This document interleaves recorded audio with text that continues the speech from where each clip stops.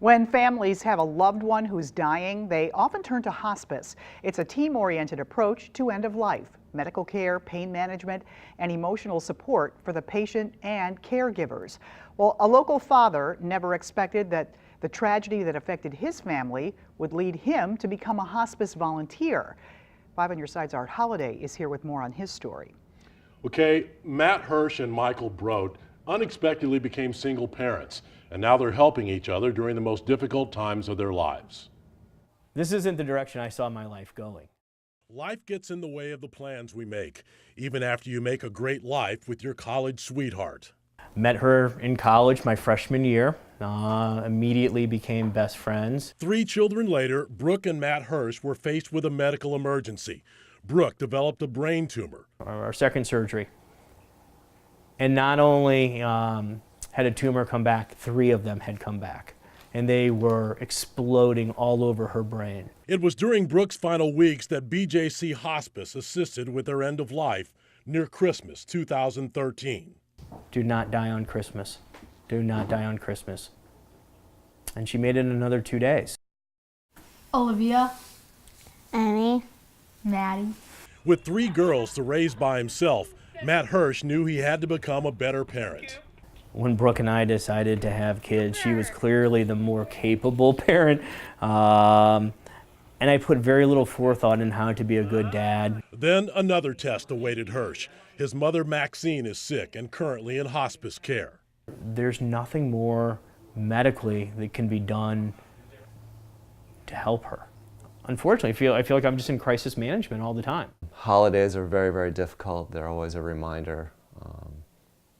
Christmas was one of Tracy's favorite times. After the death of his wife Tracy 2 years ago from ovarian cancer, Michael Brodt was a single parent in search of answers. I was really looking for someone in similar circumstances, some other father that's gone through this, that's got kids, that knows what it's like. BJC Hospice connected Brodt with Matt Hirsch, a first-time hospice volunteer. I don't have any of the answers, but I'm a pretty good listener, and I can relate. Although they've only met once because of family demands, Matt and Michael text and talk on the phone, bonding for obvious reasons. You know, we're 2 single fathers trying to juggle multiple kids, trying to juggle careers, trying to juggle households. Both men say don't feel sorry for them. Instead, don't take your loved ones for granted. And when life changes all the plans you made, man up. Face your fears, face your grief, help your kids through the grief, face all the anger and all the sorrow and all the jealousy, and find your way to a happier place. This is not the path that I would have chosen in life, but it's the path that has been provided, and I'm going to make the most of it while I'm here. Matt Hirsch says he never would have predicted that he'd become a hospice volunteer, but he's pleased that something positive has developed from his family's misfortune, and he looks forward to his relationship with Michael Brodt.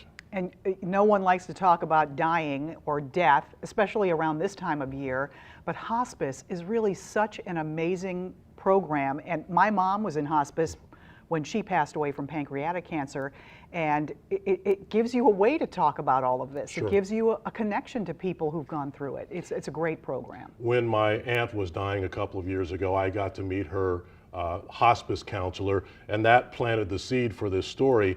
And both of these men say they personally and their families got so much support, information, you name it, from their hospice experience. And obviously that's what led Mr. Hirsch to become a volunteer, to share what he learned. Great story. We need to talk about death, dying, and grief more often, even on TV. Absolutely. Thank you, Art.